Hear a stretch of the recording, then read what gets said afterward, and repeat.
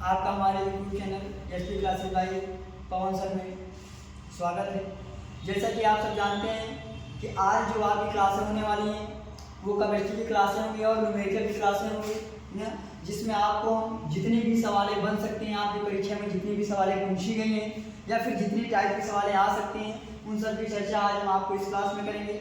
और बहुत ही जल्द हम आपको जो है केमिस्ट्री की 1 पार्ट से लेकर 12 पार्ट तक मैराथन क्लास जो है देने वाले हैं ना, जिससे उससे बाहर आपकी परीक्षा में कुछ भी नहीं जा सकता है। अगर आप चाहेंगे तो आप 1 महीने के अंदर आप उतने चीज़ को अगर आप कवर लेंगे तो आपका 80% आपकी परीक्षा में आने से कोई नहीं रोक सकता है ना।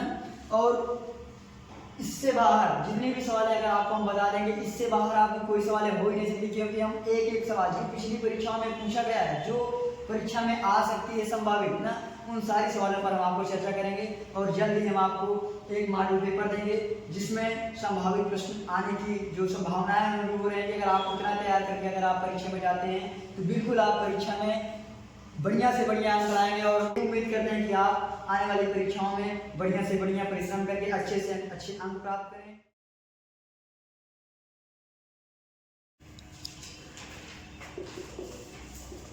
बिलियन है ना, तो बिलियन चैप्टर की इन सारी सवाल आपको, यानी इसमें आपकी केमिस्ट्री में जो है 1 पार्ट से लेकर 10 पार्ट के बीच में ना जो भी सवाल हैं, एक एक सवालों का इसमें जो है सूत्र सहित उन सवालों को हल कर दिया गया है ना।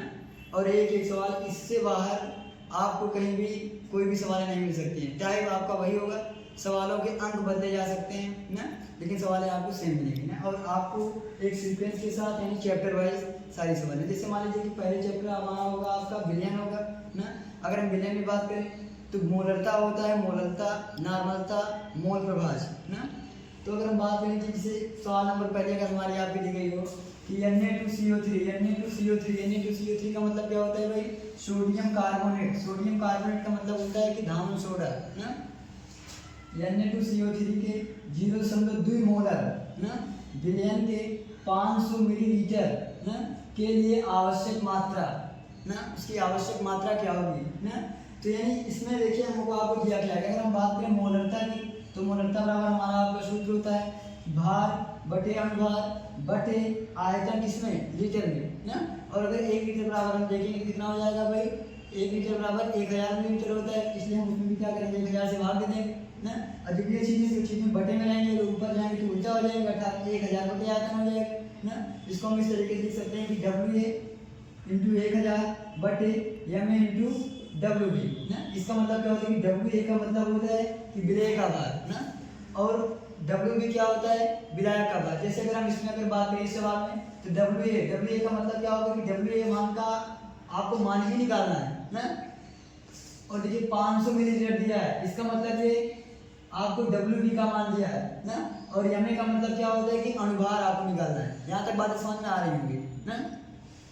अब देखिए सवाल में दिया गया कि Na2CO3 के 0.2 मोलर ना, इसका मतलब मोलरता कितनी दे दिया गया है भाई, 2। तो जहाँ मोलरता है, मोलरता के लिए हम क्या लिखेंगे भाई, 2 बराबर ना, लेकिन 2 नहीं है, कितना है भाई 0.2 ना। और मैथ में अगर आप एक भी अगर चिन्ह अगर आप गलत करते हैं तो आपकी सारी सवालें गलत हो सकती है ना। इसलिए आपको किसी ध्यान रखना। सबसे पहले आप सवाल को पढ़िए, फिर सवाल में निकालिए कि किसका मान दिया गया है और किसका मान सवाल से पूछा जा रहा है ना। 0.2 मिलियन मोलर विलयन के 500 ml ना, 500 मिलीलीटर दिया है, इसलिए 500 मान किसका होगा, WA का होगा कि WB का होगा। और हमने आपको बताया है कि जो मान कम होता है वो WA का मान होता है, और जो मान अधिक होता है वो मान किसका होता है, WB का मान होता है। तो WB की वैल्यू कितना दिया है भाई, 500 दिया है ना। तो WA यानी WA गुणे 1000 बटे MA का मतलब होता है कि अणुभार आपको निकालना है, और किसका अणुभार निकालना है, Na2CO3 का ना। और हम सबसे पहले आपको यही बताएं कि आपको सबसे पहले 1 से लेकर 30 तक के तत्व, उसका प्रत्येक और उसका परमाणु क्रमांक पता होना चाहिए ना। जैसे देखिए हमारे पास क्या है, Na का मतलब होता है सोडियम, और सोडियम का परमाणु क्रमांक 11 होगा, और इसका परमाणु भार कितना हो जाएगा भाई, 11 दूनी 22 से 23, तो 23 हुआ। लेकिन कितनी बार है, 2 बार है, Na2 लिखा है, इसलिए हम 2 से इसमें क्या कर देंगे, गुणा कर देंगे, प्लस C का मतलब होता है कार्बन, कार्बन का परमाणु क्रमांक 6 होगा, और उसका अणुभार कितना हो जाएगा, 6 दूनी 12, 12 प्लस O3 ऑक्सीजन है, लेकिन ऑक्सीजन कितनी बार है भाई? 3 बार है। तो अगर एक ऑक्सीजन का अगर 16 होगा तो 3 ऑक्सीजन कितना हो जाएगा? 16 3 48। इसमें हम 48 को जोड़ देंगे, यानी 48 12 कितना होगा भाई? 60 ना। और 60 में अगर हम आप 46 जोड़ देंगे कितना हो जाएगा? 46 और 60 अगर आप इसे जोड़ेंगे कितना बन जाएगा भाई? टोटल 106 बन जाएगा ना। इसका मतलब जो जमे का मान है कितना दिया गया है? 106 दिया है। 106 गुणे WB ना। अगर हम बात करें WB की, तो WB की वैल्यू दिया गया है कितना दिया है? 500 ना बटे 500 कर दी। यहाँ तक मामला समझ में आया होगा ना। अब 500 दूनी कितना होता है? 1000 होता है। अगर 2 में अगर आप इससे गुणा कर देंगे कितना हो जाएगा? 2 5 10 2 3 6 53 हो जाएगा ना। अब आपके पास ऐसे बचा 0.2, जिसके पास कुछ नहीं होता अपने आप से बटे 1 मान लिया जाता है। बटे 1 बराबर WA बटे 53। अब WA का नाम WA यानी WA बराबर, अब 53 में हम क्या करेंगे? 2 से गुणा कर देंगे, तो 2 3 6 2 पंचे 10 ना। 2 3 6 2 पंचे 10 हम लोग कितने अंक पर था भाई? 1 अंक पर। 1 अंक पर भी हमने लगा दिया ना। और ये हमारा क्या है? ये पदार्थ की मात्रा है। और किसकी मात्रा है? विलेय की मात्रा है। और पदार्थ की मात्रा को हम किसमें नोट करते हैं भाई? ग्राम में नोट करते हैं। क्यों? क्योंकि हमारा वैल्यू किसमें दिया गया है? मिलीलीटर में, छोटे आंकड़े में दिया गया है। ये इसका मात्रा क्या हो जाएगा? ग्राम। नोट कर लीजिए ना। तो सबसे पहले हम जाने देखिए जो 9 ग्राम है सबसे कम मान है। इसका मतलब जो WA का मान है वो कितना दिया गया? हमारा 9 ग्राम दिया गया है, यानी WA बराबर 9 ना। 9 ग्राम ग्लूकोज को 500 ग्राम जल में ना, जल की मात्रा दी गई कितनी दी गई भाई? 500 ग्राम ना, यानी WB बराबर क्या हो जाएगा हमारा? 500 ग्राम ना। फिर में बोला गया 1.013 बार दाब पर ना। ये दाब कितना दिया है? 1.013 ना। दाब पर विलयन का क्वथनांक ज्ञात कीजिए। क्वथनांक को हम किससे नोट करते हैं भाई? डेल्टा टीवी से नोट करते हैं। किससे नोट करते हैं? डेल्टा टीवी से। हमारा हो जाता है क्वथनांक ना। जबकि दिया गया है कि जल के लिए केवी का मान कितना दिया गया है? 0.52 केल्विन ना, यानी आपको केवी का मान दिया गया है कितना? 0.52 केल्विन ना। अब देखिए जो जल का क्वथनांक है ना, जल का क्वथनांक, वो जल का क्वथनांक कितना होता है भाई? 100 ना। कितना होता है? 100 डिग्री सेंटीग्रेड या 100 केल्विन समझ लीजिए ना। कितना होता है भाई? 100 केल्विन ना। ये जल का क्वथनांक होता है ना। अब देखिए सवाल में फार्मूला आपका क्या कहता है कि डेल्टा टीवी बराबर ना, डेल्टा टीवी बराबर केवी गुणे WA गुणे 1000 बटे MA गुणे WB ना। ये चीज हम आपको पहले ही बता चुके हैं भाई। देखिए जो हमारा केवी है ये क्या बताता है भाई? वेग स्थिरांक बताता है जल के लिए जो बताया है ना। और हमारा WA का बताता है जिसका मान कम होता है, जिसका भार कम होता है, अर्थात विलेय का भार बताता है, जिसे देखिए 9 ग्राम लिखा गया है ना। और जो हमारा WB है किसके बारे में बताएगा भाई? 500 ग्राम, जो मान सबसे ज्यादा होगा। और MA का मतलब होता है कि अणुभार। तो अणुभार को आपको किसका निकालना है? ग्लूकोज का। किसका निकालना है भाई? ग्लूकोज का। और इसके लिए आपको ग्लूकोज का फार्मूला पता होना चाहिए ना। इसलिए कहते हैं कि सबसे पहले आपको फार्मूला पता होना चाहिए और 1 से लेकर 30 तक का तो उसका प्रतीक पता होना चाहिए। तो ग्लूकोज का फार्मूला क्या होता है भाई? C6 ना या 12O6। ये आपका क्या होता है? ग्लूकोज का फार्मूला होता है ना। अब अगर हम इसका बाहर निकालेंगे कि कार्बन जो है, कार्बन का परमाणु क्रमांक 6 यानी 12, वर्षन कितना बन जाएगा भाई? 72। हाइड्रोजन का एक होता है, कितने हाइड्रोजन है हमारे पास? 12। तो 12 के अंदर 12। इसी तरीके से ऑक्सीजन की अगर हम बात करें तो ऑक्सीजन का 16 होगा। और कितने ऑक्सीजन है हमारे पास? 6। तो हो जाएगा 16 का 96 ना।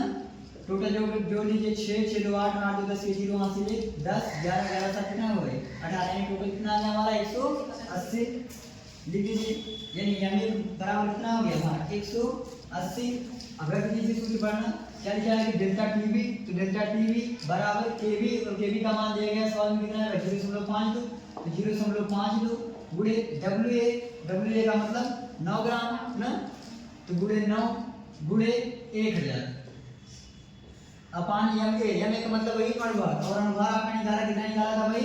180 ग्राम ना। तो जहाँ MA की जगह क्या लिख देंगे भाई? 180 ग्राम लिख देंगे, यानी 180 गुणे WB ना। WB का मतलब 500 ग्राम, जो मान सबसे ज्यादा था, जो भार सबसे ज्यादा था ना। तो WB की वैल्यू कितनी है भाई? 500। 500 गुनी 1000 ना।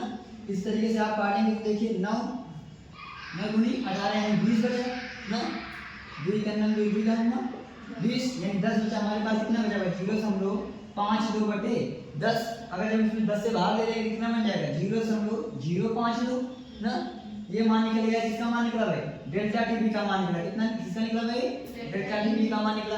अब देखिए हमको जल के लिए कहा था ना, यानी टीबी बराबर क्या होता है डेल्टा टीबी बराबर TB minus T nought B ना, TB minus T nought B. तो डेल्टा टीबी का मान आपने निकाला, कितना आया था भाई 0.052 बराबर टीबी का मान आपको पता नहीं है ना, TB minus T nought B का मतलब होता है कि देखिए जल के लिए दिया गया है, कितना दिया था भाई जल के लिए हमने आपको हम जस्ट बताए थे कि जल होता है, जल के लिए कितना होता है, जल का क्वथनांक होता है 100 केल्विन ना। तो जो टी नॉट बी की जगह आप क्या रख सकते हैं भाई 100 केल्विन, तो टीबी माइनस 100 ना। अब देखिए यही 100 हमारा किसमें है भाई माइनस में, अगर हम पक्षांतर करें तो किसमें आ जाएगा हमारा प्लस में आ जाएगा, यानी टीबी बराबर 100 प्लस 0.052 ना। आपका उत्तर हो जाएगा 100.052 ना। समझ में आया होगा, नोट करिए सवाल। कि 27 डिग्री सेल्सियस ताप पर यूरिया ना, जो हमारी यूरिया है उसका तापमान कितना दिया गया है भाई 27 डिग्री सेंटीग्रेड ना। तो 27 डिग्री सेंटीग्रेड ताप पर यूरिया जिसका अनुभार दे दिया गया है कितना है भाई 60 ना, उसके 5% ना, ये W/V ना। और सबसे ज्यादा कंफ्यूजन सवाल में ये होता है कि W/V क्या है ना। तो W/V का मतलब ये होता है कि जो W अर्थात जो भार है वो कितना है 5% है ना। और कोई चीजें हमेशा कितनी होती है भाई 100% पर होती है। अगर मान लीजिए कि भार जो दे दिया गया है वो कितना है 5% ना, यानी जो W का मान दिया गया है कितना दे दिया गया भाई 5, इसका मतलब 5 ग्राम रहा होगा ना। और जो V है V कितना रहा होगा भाई 100 ml रहा होगा, कितना रहा होगा 100 ml भाई। अगर कोई चीजें अगर हमेशा 100 होती है और 100 में से अगर 5 भाग के दिया जाए तो 5 ग्राम वो था ना, लेकिन किसमें था 100 ग्राम में था, इसलिए लिखा गया W/V ना। और ये परीक्षा के दृष्टिकोण से सबसे इंपॉर्टेंट सवाल है ना, और ये सवालें कई बार पेपर में पूछी गई है ना। और ये जितनी सवाल हम आपको बता रहे हैं इससे बाहर ना, यानी आपके चैप्टर में जितनी भी सवालें हैं ना, एक सवाल ना, जितनी भी टाइप की सवालें बन सकती थी या फिर बनी है अब तक जितनी परीक्षाओं में पूछी गई है ना, सारी सवालें ना आपको इस क्लास में देखने के लिए मिलेंगी। और ये क्लास जो है, इस क्लास की जो ये सवाल है, अगर आप इतनी सवाल ना, अगर आप सिर्फ और सिर्फ अगर इतनी ही सवाल अगर आप करके चले जाते हैं पेपर में, तो इससे बाहर आपको कोई भी सवालें देखने को नहीं मिलेगी। क्यों? क्योंकि इस सवाल में जितनी भी सवालें बन सकती थी जितने टाइप की ना, हमने एक टाइप की चर्चा इस क्लास में की ना। तो ये सबसे इंपॉर्टेंट जो है आपका क्वेश्चन है, यानी कई बार परीक्षाओं में पूछा गया है ना। फिर से एक बार सवाल को पढ़िए, और सवाल में सबसे पहले आप ये निकालना सीखिए कि सवाल में क्या चीजें पूछी गई हैं ना, और क्या चीजें हमको निकालना है, अर्थात किसका मान हमको आपको पता करना है ना। और सूत्र, सबसे जरूरी जो बातें ये होती हैं कि सवाल लगाने से पहले आपको फार्मूले पता होने चाहिए ना, कि किस फार्मूले पर ये सवाल रखे जा सकते हैं ना भाई। अब देखिए सवाल में लिखा गया है कि 27 डिग्री सेल्सियस ना तापमान, जो टेम्परेचर दिया गया है कितना दिया गया है 27 डिग्री सेल्सियस ना। तो हम बताए थे कि अगर आप कोई चीज अगर तापमान अगर 27 डिग्री सेल्सियस है, अगर आपको उसको केल्विन में अगर कन्वर्ट करना है तो आपको क्या करना होगा, उसमें 273 जोड़ देना होगा ना। तो अगर आप 273 में अगर आप 27 जोड़ देंगे तो टोटल आपको कितना बन जाएगा 300 ना। तो टेम्परेचर जो T का मान दिया गया है कितना दिया गया भाई 300 केल्विन ना। T बराबर कितना हो गया भाई 300 केल्विन। आगे देखिए यूरिया जिसका अनुभार ना, अनुभार दिया गया है कितना है भाई 60 है ना, यानी यम बराबर दे दिया गया है कितना 60 ग्राम ना। फिर 5%, तो आप निकालिए कि W बराबर क्या हो गया 5, और कुल आयतन कितना रहा होगा 100, यानी V बराबर 100 ना। यहाँ तक बातें समझ में आ रही होंगी ना। अब विलयन का पूछा है, परासरण दाब पूछा है ना। अब देखिए आपका आदर्श गैस समीकरण होता है ना कि PV बराबर NRT, PV बराबर NRT ना। अब देखिए इसमें P क्या है आपका दाब है, V क्या है आयतन है ना, और जो N होता है N बराबर हम बताए थे कि यहाँ से हम नोट करते हैं मोलों की संख्या ना। और मोलों की संख्या बराबर हमारा आपका सूत्र क्या होता है कि भार बटे अणुभार ना। और भार को हम नोट करते हैं W से, और अणुभार को किससे नोट करते हैं M से, यानी W/M। इसलिए M की जगह कहा गया है W/M। और R क्या है हमारा गैस स्थिरांक, जो सवाल में ऑलरेडी दिया गया है कितना है भाई 0.0821 atm ना। फिर T का मतलब क्या होता है भाई टेम्परेचर, यानी सवाल में दिया गया है ताप। तो देखिए हमको किसका मान इसमें निकालना है भाई W का मान, ये भी दिया गया है ना। यम ये भी मान हमको पता है, R का मान सवाल में नियत ही होता है ना। रही बात T का भी मान हमने निकालेंगे 300 केल्विन होगा ना। V आयतन में हमको आपको दिया गया है V ना, तो आपसे किसकी बात कर रहा है, परासरण दाब की ना, दाब परासरण दाब यानी आपको P का मान बताना है ना। अब रख दीजिए सूत्र पर कि P यानी P गुणे V का मतलब 100 ना, V का मतलब देखिए 100 ml ना, 100 ml ना,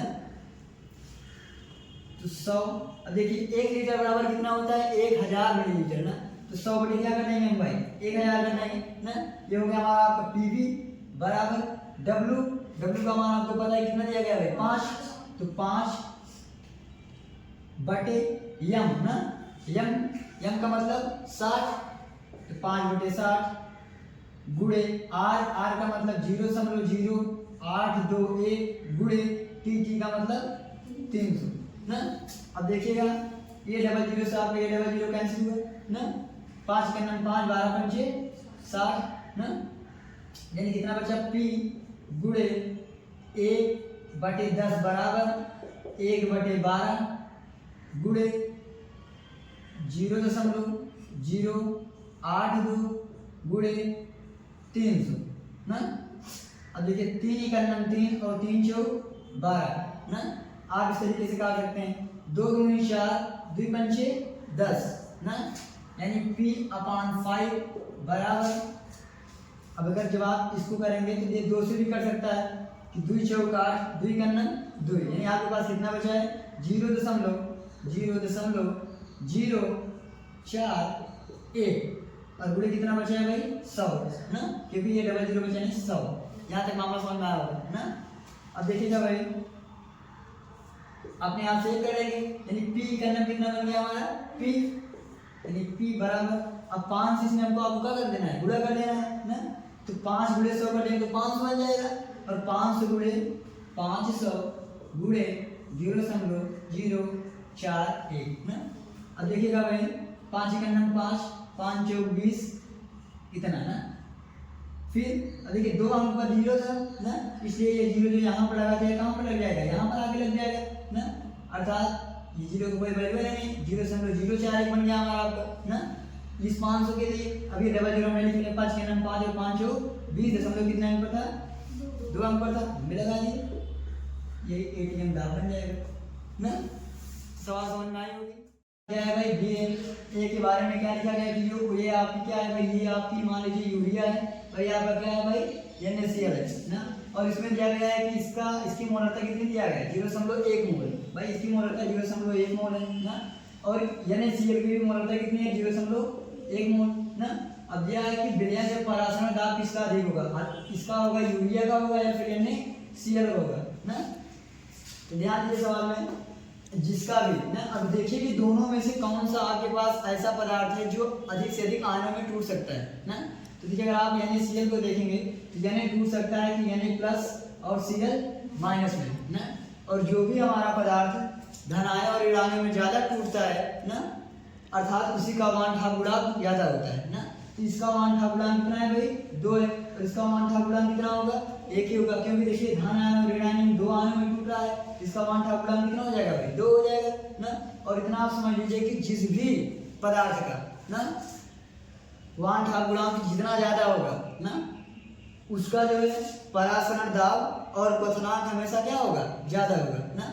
सिर्फ कम होगा तो क्या होगा हिमांक ना, अर्थात कि जिसका वांठा गुणांक अधिक होगा ना, अगर वांठा गुणांक अगर अधिक है समझ लेना कि उसका परासरण दाब भी अधिक होगा, उसका क्वथनांक भी अधिक होगा, लेकिन हिमांक होगा वैसे भाई कम होगा ना। तो समझ में आया होगा, नोट करिए इतना।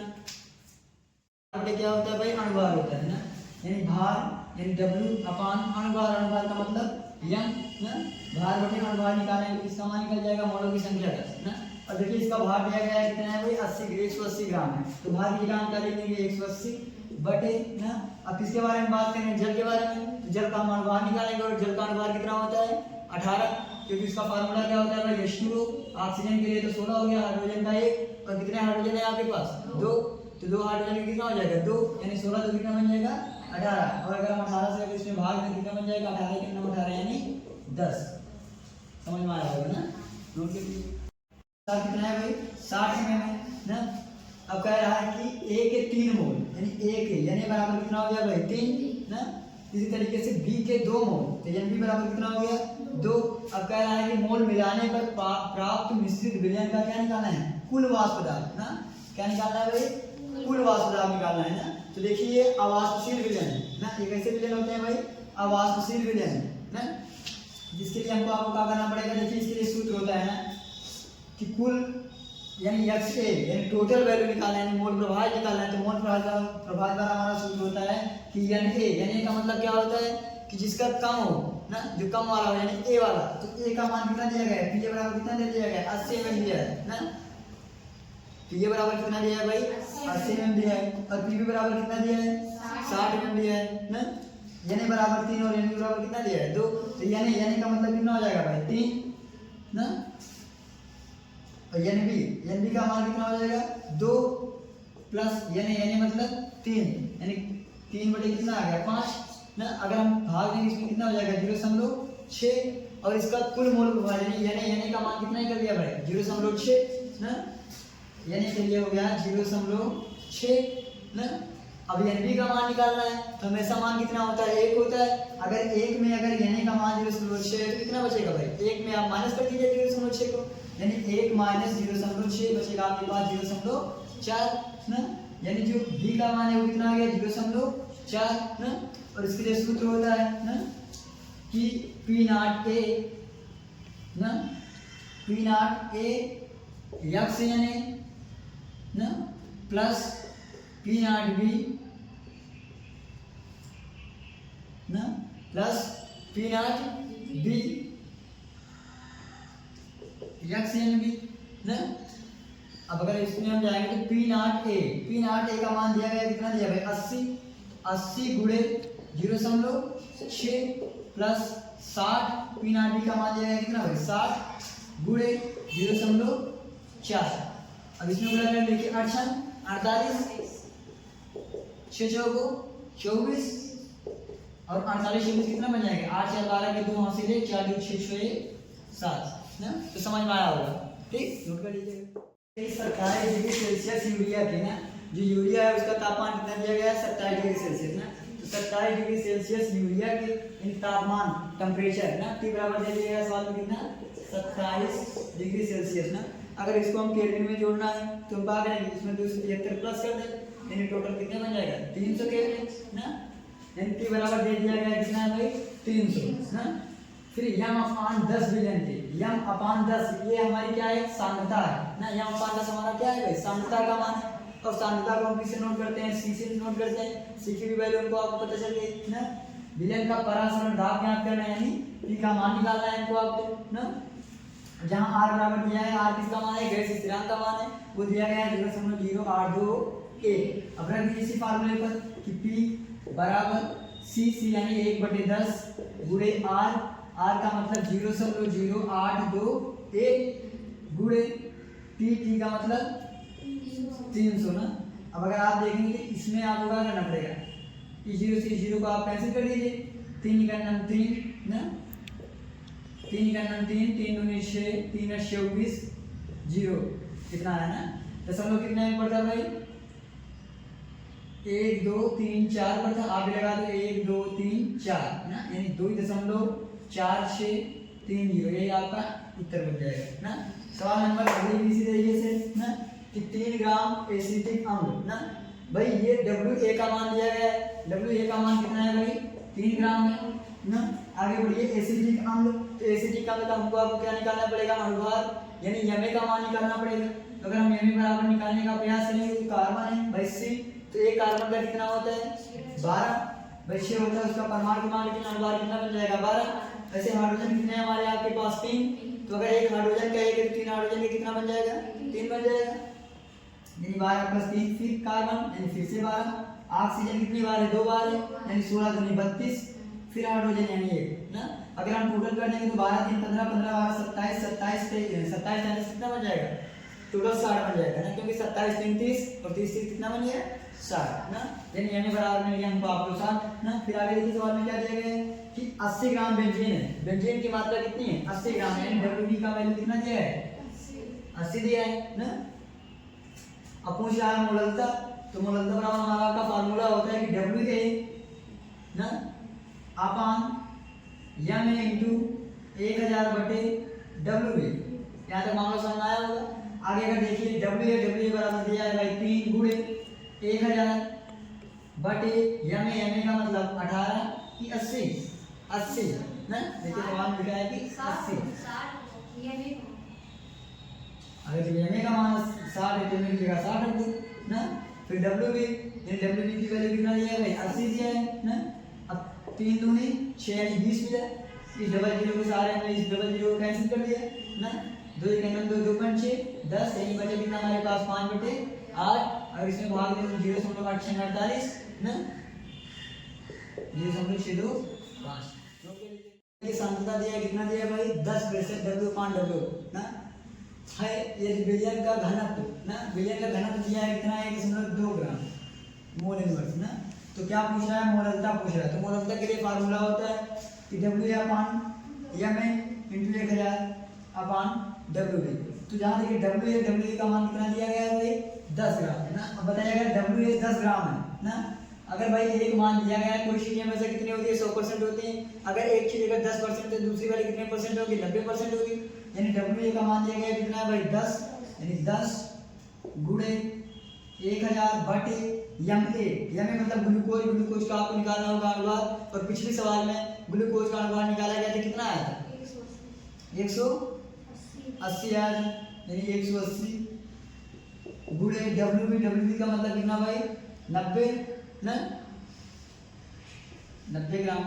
अब इस पर रखिए डबल जीरो से डबल जीरो कैंसिल ना 2 5 6 10 2 9 18 ये 10 5 50 50 बटे कितना हुआ 81। यही को आप भाग के लेंगे तो 0 कुछ करके आ जाएगा लगभग 4 ना 0.4 आगे कुछ ऐसे आ जाएगा भाग लीजिएगा आपको तो बन जाएगा ना।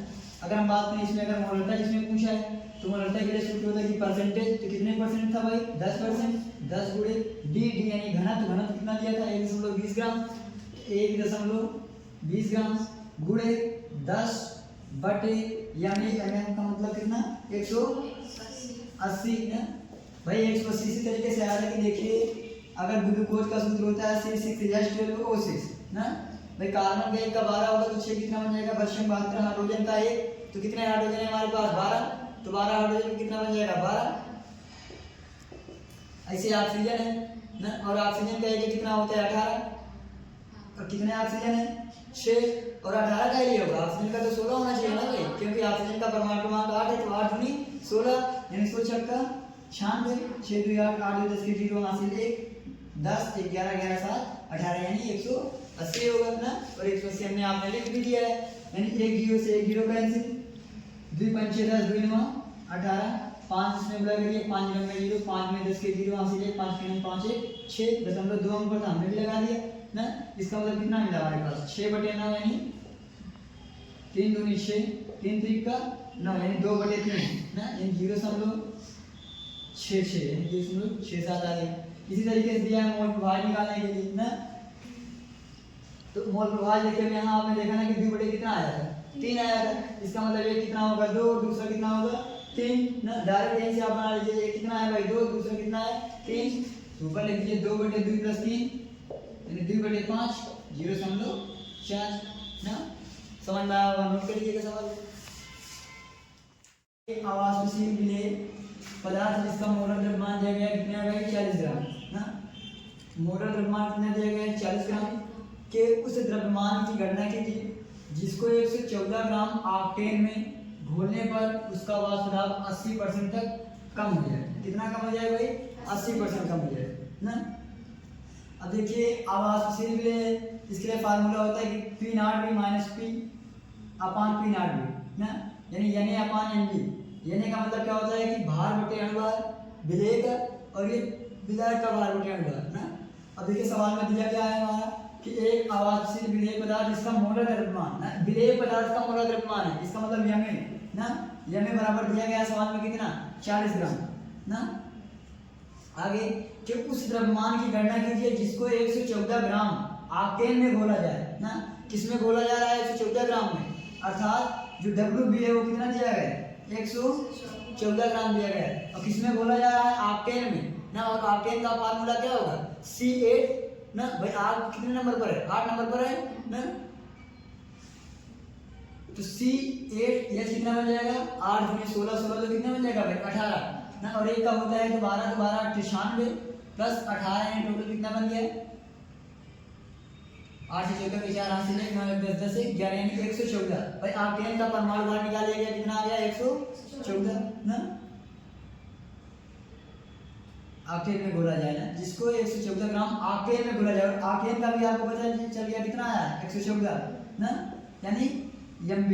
अब रख दीजिए इसी पर P0 भी माइनस 80 ग्राम लिखा है ना। कितना लिखा है 80% तक कम किया जा रहा है ना यानी 0.8 P बटे P0 भी बराबर ना WA का मान आपको पता नहीं आप रख छोड़ दीजिए इसे यानी WA बटे MA का मतलब 100 नहीं बल्कि 40 ग्राम ना। तो 40 बहुत बड़ा बटे WB यानी 114 बटे 114 ना यानी एक हो गया। इसे कोई मतलब नहीं आपके पास बचा कितना P0 भी माइनस 0.8 भी बटे P0 भी ना बराबर WA बटे कितना हो गया 40 ना। इस तरीके से इसको आप इसमें तिरिया गुणा कर लेंगे इसका तिरिया गुणा इसमें कर लेंगे इसका भी उत्तर मिल जाएगा ना। समझ में आया होगा नोट कर लीजिए। ग्राम बेंजीन में घोलने पर इसके हिमांक में 0.40 केल्विन की कमी हो जाती है। बेंजीन का हिमांक अनुमानित स्थिरांक 5.12 किलोग्राम मोल इनवर्स है। तो बिलियन का मोलर द्रव्यमान ज्ञात कीजिए ना यानी बिलियन का मोलर द्रव्यमान आपको निकालना है ना। अब देखिए समझिएगा हमारी बात को। अब घट के 2 ग्राम को ना तो देखिए जो सबसे छोटी मात्रा है वो किसका मान है भाई WA का मान है ना यानी WA का मान दिया गया है कितना है भाई 2 ग्राम है ना। आगे बढ़िए 50 ग्राम बेंजीन में ना तो 50 ग्राम ज्यादा है इसका मतलब है WB का मान है ना यानी WB बराबर कितना हो गया भाई 50 ग्राम हो गए और WA बराबर कितना हो गया 2 ग्राम हो गया ना। अब किसमें घोला जा रहा है बेंजीन में घोला जा रहा है ना। किसमें घोला जा रहा है बेंजीन में घोला जा रहा है ना। इसके हिमांक में 0.40 के की कमी हो जाती है ना। कितने की कमी हो जाती है 0.40 के की कमी हो जाती है ना। इसका मतलब जो डेल्टा TF का मान दिया गया है कितना दिया है 0.40 ना। और कमी हो जाती है तो इसका मतलब क्या हो जाएगा भाई माइनस हो जाएगा ना। आगे देखिए बेंजीन का हिमांक अनुमान स्थिरांक यानी KF का मान दिया गया कितना है भाई 5.12 किलोग्राम मोल इनवर्स ना। अब पूछ रहा है कि बिलियन का मोलर द्रव्यमान का मतलब MA का मान आपसे पूछ रहा है सवाल में ना। अब रख दीजिए इसी फार्मूले पर यानी TF है ना जहाँ डेल्टा TF है TF का हम क्या लिखेंगे भाई माइनस 0.40 लिख देंगे तो माइनस 0.40 बराबर ना।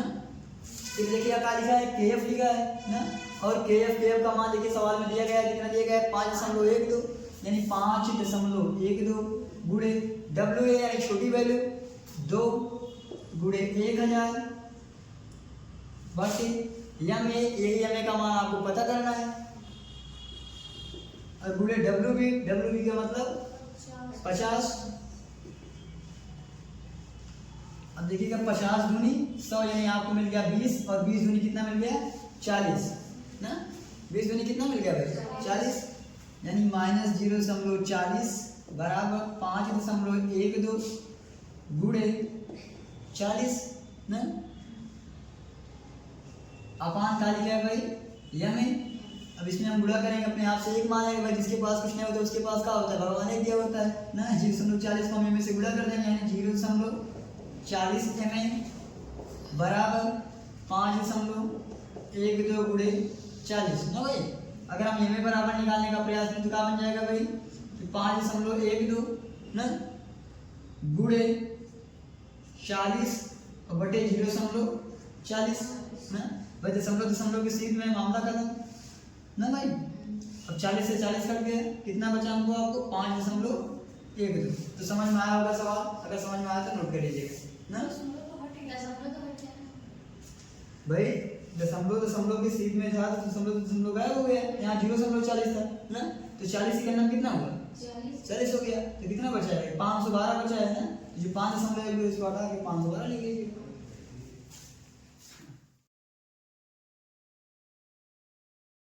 जो विलयन की सांद्रता है वो कितनी है 0.20 है ना। और विलयन की चालकता कितना दिया है 0.248 सीमेंस इनवर्स ना, सीमेंस इनवर्स, ठीक। अब रख दीजिए इसी पर ना, यानी के कितना है भाई 0.248 गुणे ना 1000 बटे सी का मतलब 0.20 ना भाई। इसका 3 जीरो चला गया, इसका 3 अंक गायब करने के चक्कर में, यानी बचा कितना इसके पास 248 बचा। लेकिन अभी भी इस पर 2 का 0.20 है तो 0.20 लिख लें ना। अब इसको ऐसे भी लिख सकते हैं ना कि 248 गुणे 100 बटे करना कितना 20 ना, क्योंकि इसका दशमलव गायब हो जाए। 20 करना 20 20 पंचे 100 ना, 5 40 के 0 आंसर 4 5 24 4 24 4 आंसर 2 5 10 10 2 1240 ना। इस तरीके से इसका आंसर 1240 आ जाएगा ना। अब अगर सवाल नंबर दूसरे देखिएगा, इसमें लिखा गया है भाई ना कि 0.1 मोल इनवर्स ना KCl विलयन से भरे हुए एक चालकता से ना का प्रतिरोध जो है कितना दिया है 100 ओम है ना, तथा 0.2। देखिए इसमें दो चीज है ना, एक आपके पास मान लीजिए क्या लिखा है कि एक का प्रतिरोध कितना है भाई 100 ओम है ना, पहले वाले का, और दूसरे वाले का प्रतिरोध कितना दिया है भाई 500 ओम दिया है ना। देखिए दूसरे वाले का प्रतिरोध कितना दिया है 500 और पहले वाले से का प्रतिरोध कितना दिया है 100 ना। अब कह रहा है इसमें कि तथा 0.2 मोल, भाई पहले वाले की मोल की मात्रा कितना है 0.01 और दूसरे वाले की मात्रा कितना है 0.02 मोल ना। विलयन का प्रतिरोध 500 है तथा 0.02 मोल इनवर्स KCl विलयन की चालकता ना। भाई दूसरे वाले की चालकता पूछ रहा है, इस वाले की चालकता क्या कर रहा है पूछ रहा है ना। और इसका बताया है कि पहले वाले की चालकता यानी 0.1 मोल इनवर्स KCl की चालकता कितनी है 1.29 ना सीमेन इनवर्स ना।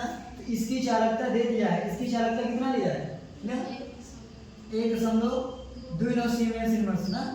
अब देखिए इसके लिए फार्मूला होता है कि R बराबर kappa into L by A ना, यानी R बराबर 1/K into L upon A ना। अब देखिएगा समझिएगा सवाल में R का मान दिया है, प्रतिरोध को किससे नोट करते हैं भाई हम R से नोट करते हैं। R बराबर दिया गया है कितना है 100, हम लिख देंगे यहाँ पर 100 बराबर ना 1/K ना 1/K ना K into L upon A ना, इंटू L अपान A। देखिए एरिया जो होती है कितनी होती है ना 4 पाई R स्क्वायर ना, यानी पाई R स्क्वायर। देखिए अगर R त्रिज्या, देखिए त्रिज्या कितनी है 1 है, 1 का स्क्वायर करेंगे तो कितना बन जाएगा 1 बन जाएगा, यानी पाई R स्क्वायर। और पाई का मान कितना होता है 22/7 गुणे R स्क्वायर, यानी 22 बटे कितना आएगा 7 आएगा ना, तो गुणे 22/7। यहाँ तक मामला समझ में आता होगा ना। अब देखिए इसमें हम हल करेंगे कितना बन जाएगा ना कि 100 बराबर 1/K इंटू 22/7, यानी इसको जाए भाग दे दीजिए 7 3 21 ना। अब भाई 3.14 हो गया हमारा ना। तो इसमें हम भाग करेंगे 100 से क्या करना है भाग दे देंगे ना, 100 से भाग देने कितना बन जाएगा 0.00314 ना। इतना नोट करिए फिर आगे बताएं इसको। मात्रा भाई दूसरा दिया है कि जो कितना है 0.2 मोल इनवर्स KCl है, पहला वाला ये था और दूसरा वाला कौन है भाई ये। अब इसका दिया है कि इसका प्रतिरोध कितना है 100 ओम है और दूसरे वाले का प्रतिरोध कितना है भाई 500 ओम है। देखिए दूसरे वाले का प्रतिरोध दिया है कितना है भाई 500 ओम है ना। अब कह रहा है कि जो पहला वाला है ना, पहले वाले विलयन, देखो यहाँ देखो पहले वाले KCl की चालकता कितना दिया है 1.29 सीमेंस इनवर्स ना, यानी पहले वाले का मान दिया गया है कि K बराबर 1.29 सीमेंस इनवर्स ना। इसके लिए फार्मूला होता है भाई कि R बराबर, यानी R बराबर 1/K यानी 1/K मतलब 1.29 गुणे L अपान A ना, L अपान A। अगर हम बात करें R की, R का मान दिया गया तो हमको कितना मिलेगा भाई 100, जहाँ R है हमारे की जगह क्या रखते हैं भाई 100 रखते हैं ना। अगर हम इसको अगर सीधे पूरा करेंगे तो कितना बन जाएगा हमारा L अपान A बराबर 129 29 भाई 100 से इसमें गुणा करेंगे तो 129 बन जाएगा। ये हमारा कितना मान निकल गया, यार अपान ए का मान निकल गया। इसी तरीके से इसमें देख लेंगे ना, इसके लिए भी वही फार्मूला है कि r बराबर यानी 500 बराबर ना 1 अपान के यानी 1 अपान के गुणे यल अपान ए।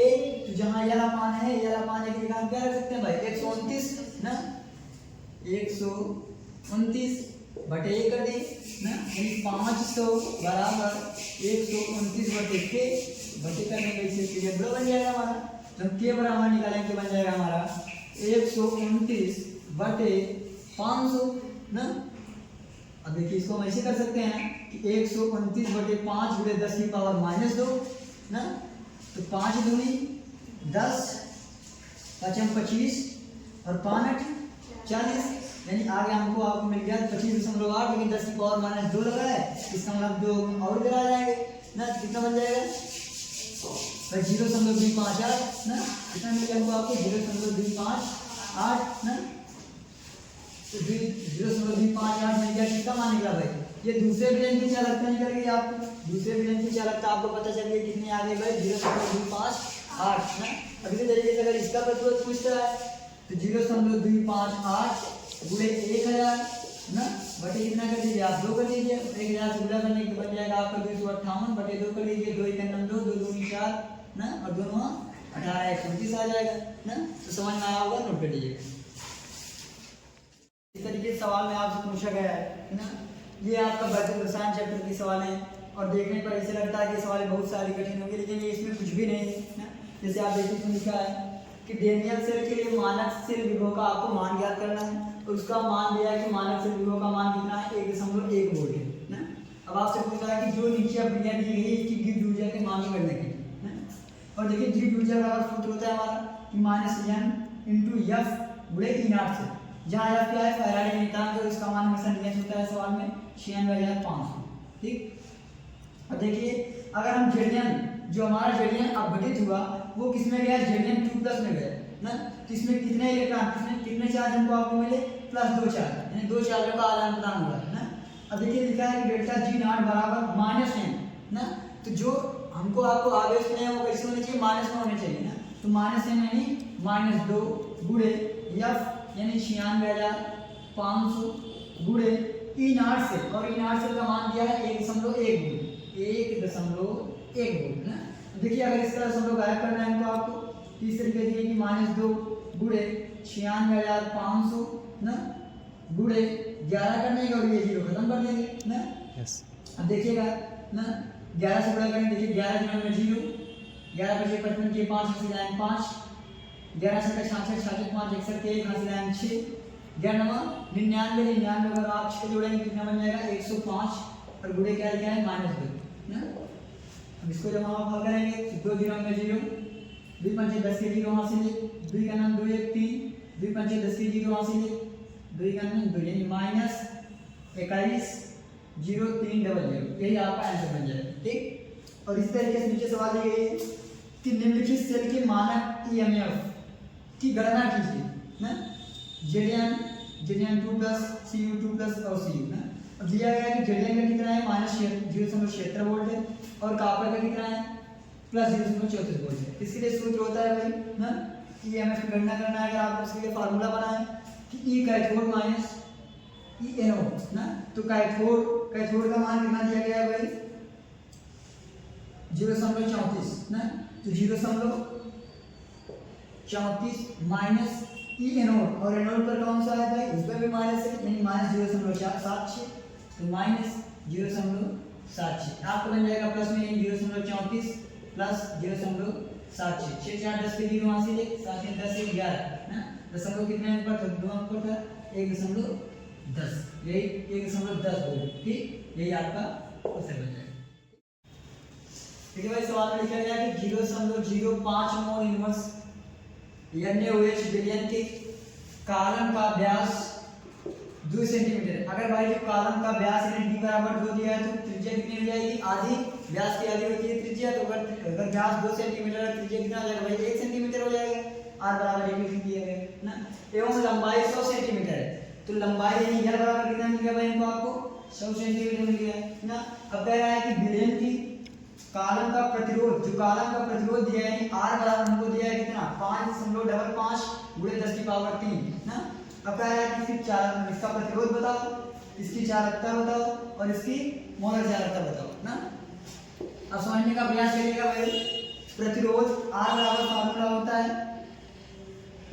ना, तो प्रतिरोध यानी R ना, प्रतिरोध का मान दिया गया है, कितना दिया गया है R का मान 5.55 गुणे 10 की पावर 3 बराबर, नहीं पता नोट कर लीजिए, गुणे लंबाई दिया गया आपको 100 ना बटे पे यानी 22/7 ना।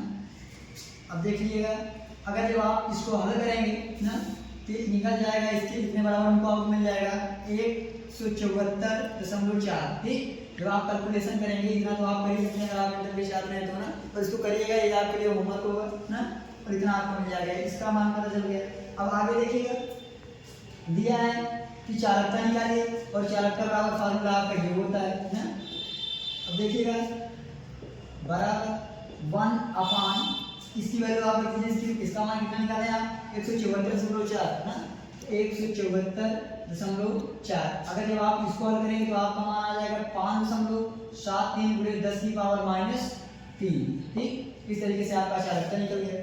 फिर आपसे पूछा है कि इसकी मोलर चालकता क्या होगी, इसके बराबर फार्मूला बताएं, इसका मान देखिए यहाँ पर आप निकाले हैं ना, तो 5.73 गुणे 10 की पावर -3 गुणे 1000 बटे सी ना, और सी का मान दिया गया है सवाल में, सी का मान कितना दिया गया है भाई, सी का मान दिया गया है ना, सी का मान सवाल में दिया गया है, कितना दिया गया है भाई 2 दिया गया है ना, सॉरी 0.5 मोल दिया गया है ना, तो 0. आप क्या कर दीजिए भाई 5 ना। अब इससे यहाँ पर कैंसिल हो जाएगा ना,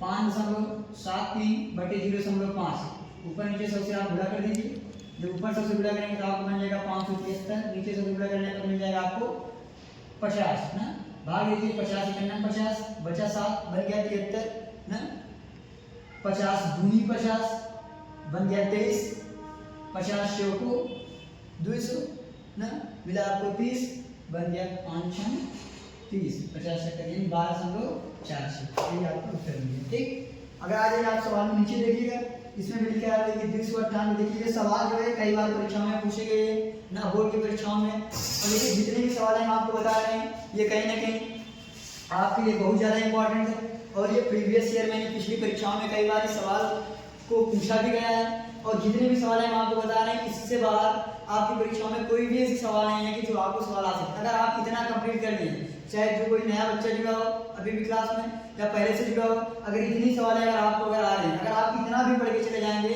तो एक भी सवाल मैं गारंटी लेता हूँ कि आपके पेपर में इससे बाहर कोई भी सवाल नहीं आएंगे ना। और हम जल्दी आपको भाई हमने आज न्यूमेरिकल की क्लास आपके लिए कराई है, और न्यूमेरिकल की क्लास जैसे खत्म होती है हम एक क्लास आपके लिए मैराथन लेके आएंगे, जिसमें एक पार्ट से लेकर ना अंतिम पार्ट जो जय वन हमारा है वहां तक का हम जो है आपको मैराथन क्लास के माध्यम से सारे परिभाषाएं, एक एक परिभाषाएं सरल शब्दों में हम आपको बताएंगे ना, और जितने भी रिएक्शन हैं सारे रिएक्शन, उसके बाद जो आप बना तैयार करेंगे, उसके बाद फिर आपको जल्द ये मॉडल पेपर देंगे ना, और उसी मॉडल पेपर में अगर आप देखेंगे तो उससे बाहर आपकी परीक्षा में कोई प्रश्न है ये नहीं है कि जो आ सकता है ना, सिर्फ आप जितना हम दे रहे हैं इतना आप तैयार करते जाइए। अगर आप इतना ही पढ़ के चले जा रहे हैं तो आपकी परीक्षाएं इतने में आप परीक्षा को पास कर जाएंगे, कम से कम 80% आपको बन सकते हैं अगर आप जितना हम पढ़ा रहे हैं, अगर आप इतना ही क्यों ना देख लें। और जो मैराथन क्लास होगी उसके लिए कम से कम आपको 4-5 घंटे का समय देना होगा, क्योंकि एक पार्ट से लेकर 14 पार्ट तक जो आपका J1 है वहां तक की क्लासें हम जल्दी आपको प्रोवाइड कराने का प्रयास करेंगे।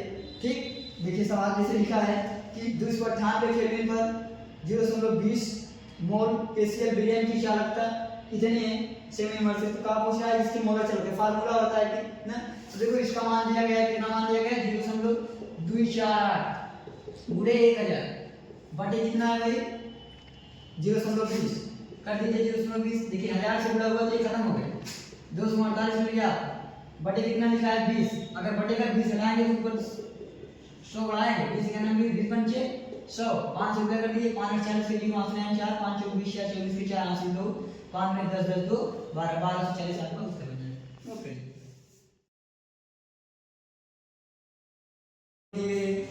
कि एक अभिक्रिया के लिए वेग स्थिरांक के बराबर दिया गया है इतना मोल प्रति सेकेंड इनवर्स है। अब भैया की कोड आपसे पूछा है तो आप ध्यान दीजिए, सबसे बढ़िया तरीका है इसके लिए, अगर आपसे कोई भी कोड पूछता है, अगर आप वो कोड पहचाने हैं तो आप उसका मात्रक जानिए पहले। अगर मात्रक है मोल प्रति लीटर ना, अगर है मात्रक मोल प्रति लीटर सेकेंड इनवर्स तो समझ लीजिएगा कि शून्य कोड की अभिक्रिया होगी वो। अगर है सेकेंड इनवर्स तो समझ लीजिएगा प्रथम कोड की अभिक्रिया होगी। अगर है mole inverse litre second inverse समझ लीजिएगा द्वितीय कोड की ना। अब देखिए इसका मात्रक दिया गया कि मोल इनवर्स सेकेंड इनवर्स, तो मोल इनवर्स ना, मोल इनवर्स सेकेंड इनवर्स, तो मोल इनवर्स सेकेंड इनवर्स किसका है भाई, शून्य कोटि का है ना। समझ लो कौन सी अभिक्रिया है भाई, शून्य कोटि की अभिक्रिया है ना। कौन सी कोटि की अभिक्रिया है भाई, शून्य कोटि की अभिक्रिया ना। देखिए मोल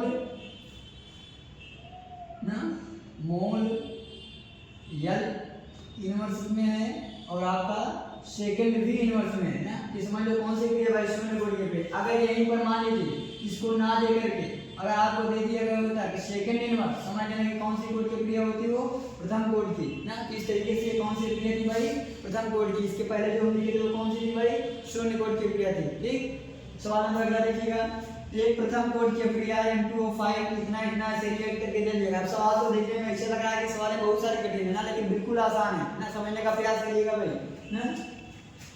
अब कह रहा है ना कि जो इसकी प्रारंभिक सांद्रता थी वो कितना थी, 1.24 × 10⁻² मोल ना। और जो 30 मिनट के बाद वही सांद्रता कितनी हो गई, इतनी हो गई ना। अब कह रहा है कि वेग स्थिरांक का मान ज्ञात कीजिए, जबकि दिया ब्रैकेट में log 10 × 2 = 0.794 ना, रख दीजिए ना। क्या बराबर सूत्र होता है 2.303/t log 10 r0/r। r0 क्या है, प्रारंभिक सांद्रता बताता है और r बताता है अंतिम सांद्रता के बारे में ना। तो k बराबर 2.303/t, t की वैल्यू आपको पता है, समय दिया है कितना दिया है 30 मिनट, तो बटे 30 log 10 r0 का मान दिया गया है। r0 का मतलब होता है प्रारंभिक सांद्रता, तो प्रारंभिक सांद्रता कितनी थी भाई 1.24 गुणे 10⁻² बटे अंतिम सांद्रता। अंतिम सांद्रता कितनी है भाई 0.20 गुणे 10⁻² ना। अब देखिए ये आपका कैंसिल हो गया ना, दशमलव दशमलव की सीध में था, ये भी कैंसिल हो गया ना। अब भाग दीजिएगा कितना आ जाएगा, देखिए 20 छक्का 120 और 20 सत्ते 140, यानी मिला आपको कितना, k बराबर 2.303/30 गुणे log 10⁻6 देखो दिया है ना, सॉरी 20 दूनी 40 6.2 ना, और दिया है log 10 6.2 का मान कितना होता है 0.794 ना। तो कर दीजिए 0.794। अगर जब आप इसको हल करेंगे तो आपका उत्तर कितना आ जाएगा भाई 0.06 मिनट, ये आपका उत्तर होगा। ठीक, समझ में आया होगा। देखिए आगे देखो क्या कह रहा है कि प्रथम कोड की अभिक्रिया के लिए अर्धधारित बाल का सूत्र, तो हम कई बार आपको बता चुके हैं कि अर्धधारित बाल के लिए सूत्र होता है कि k बराबर 0.693/t 1/2। ठीक, नोट करिए इतना भाई। देखिए भाई सवाल नंबर अगला है कि प्रथम कोड की एक अभिक्रिया 50 सेकंड में पदार्थ की सांद्रता अपनी प्रारंभिक सांद्रता की आधी रह जाती है ना। तो जो उसकी सांद्रता थी 50 सेकंड का जब समय लेते हैं तो अपनी सांद्रता की कैसी हो जाती है भाई, आधी हो जाती है ना। अब कह रहा है कि वेग स्थिरांक की गणना की, यानी k का आपको मान बताना है। अब देखिए अर्धधारित अभिक्रिया के अर्धधारित पहले भी जस्ट पहले हम बताया थे सूत्र होता है k बराबर 0.693/t 1/2 ना, तो 0.692 ना बटे t 1/2। जो समय लग रहा है अर्धधारित बाल कितना दे रहा है 50 सेकंड दे रहा है ना, इसलिए हमने कहा कि बटे 50। जब आप इसको हल करेंगे तो आपको उत्तर आ जाएगा 1.38 × 10⁻² सेकंड। ठीक, इस तरीके से सवाल नंबर ये काफी महत्वपूर्ण सवाल है कि एक प्रथम कोड की अभिक्रिया का आधा भाग यानी 50% भाग पूरा होने में कितना समय ले रहा है, 10 मिनट समय ले रहा है ना। अब कह रहा है कि इस अभिक्रिया का ना 80% भाग कितने समय में पूरा हो जाएगा ना। अब देखिएगा पहले चीज तो हम k का मान निकालेंगे, अर्धधारित बराबर दिया है हमको, आपको k बराबर 0.693/t 1/2 t 1/2। समय कितना लग रहा है तो आपको 10 मिनट लग रहा है, इसलिए हमने कहा कि 10 से भाग दे दिए। जब आप इसमें 10 से भाग देंगे कितना उत्तर आ जाएगा भाई 6.932 गुणे 10⁻² मिनट। हमको मान निकल गया किसका भाई, k का मान निकल गया ना। देखिए प्रथम कोड के लिए सूत्र होता है कि k बराबर 2.303/t log 10 a/x ना के बराबर 2.303 अपान टी log 10 ए ना। मान लीजिए कोई चीज हमारा ए क्या है भाई, हमेशा 100% है ना, और कितना का है, कितना परसेंट भाग, 80% भाग ना, 80% भाग का है। इसमें भी आप 100 से भाग दे दीजिए और इसमें भी आप 100 से भाग दे दीजिए ना। 100 × 100 इसमें भाग में 0 कितना हो जाएगा, 8 हो जाएगा ना। ये आपका ए का मान था और ये आपका x का मान था ना, समझने का प्रयास करिएगा भाई ना। तो जहाँ ए है एक जगह हम 100 लिख सकते थे, हमने 100 लिख दिया। जहाँ x था x जगह हम 80 लिख सकते थे भाई, 80 भाग दिया है ना, 80% दिया है तो हम x जगह 80 रख दिए ना, दोनों में हमने भाग दिया, 100 से भाग दीजिए। किस लिए देते हैं कि इसको सवाल की कैलकुलेशन को आसान बनाने के लिए ना। तो 100 × 900 यहाँ 1 मिला हमको आपको ना, और यहाँ कितना मिला भाई, 80 में अगर आप 100 से भाग देंगे आपको कितना मिल जाएगा, 0.8 ना। अब देखिए log 10 a एक जगह हम रख सकते हैं भाई, 1 बटे a यानी 1 माइनस x यानी 0.8।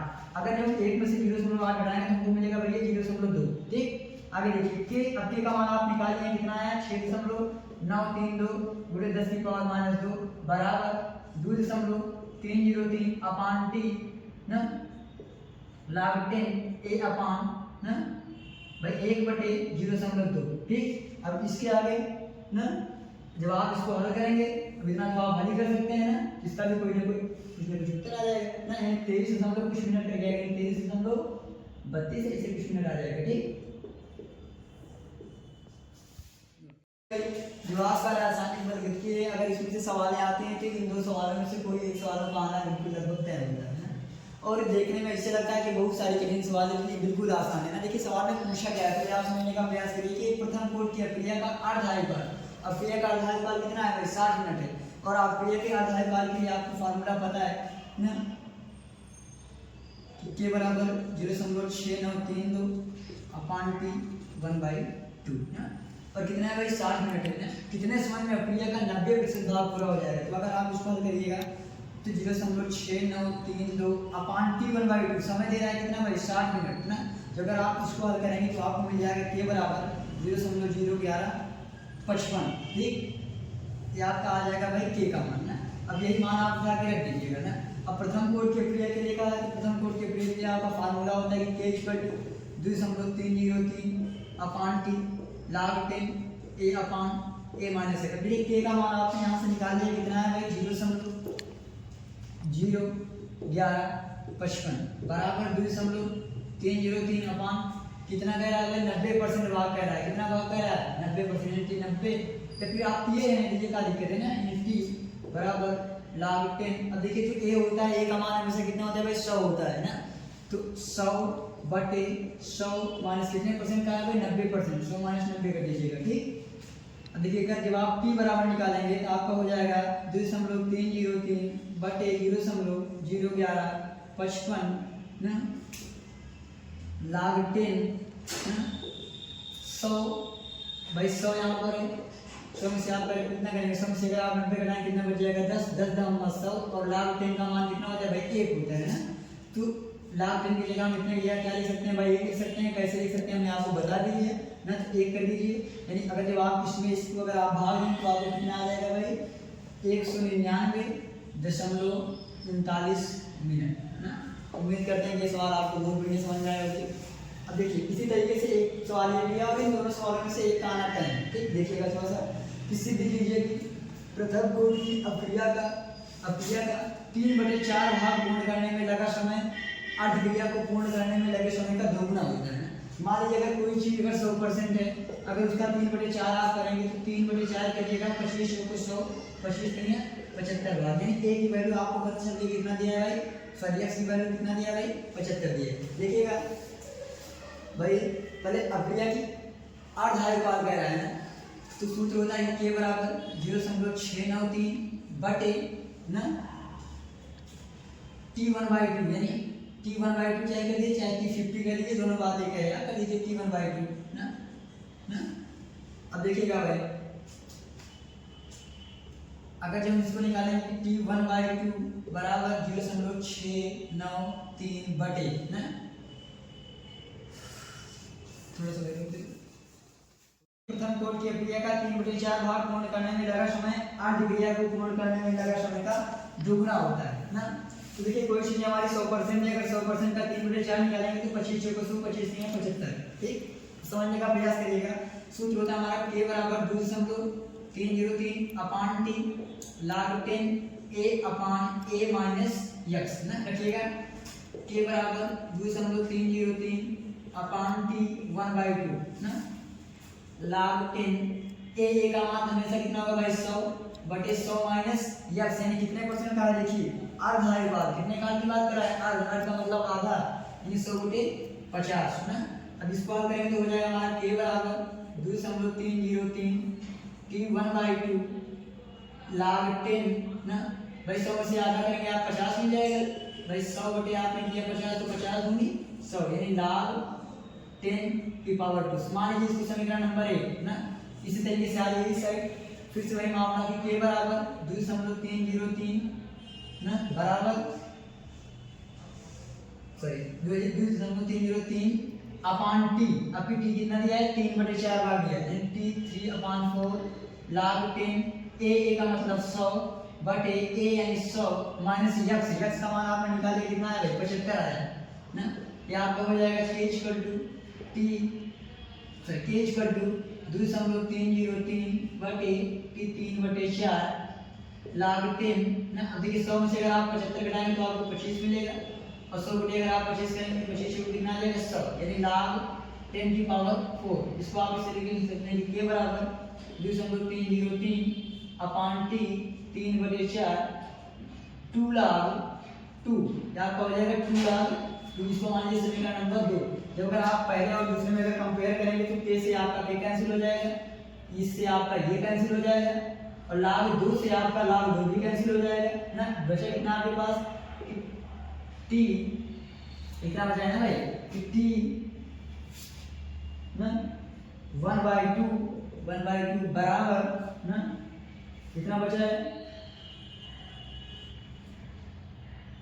t 3/4, लेकिन कितने भाग में दोगुने भाग में, इसका एक हुआ दोगुना हुआ 1 हो गया यानी LHS बराबर RHS ना।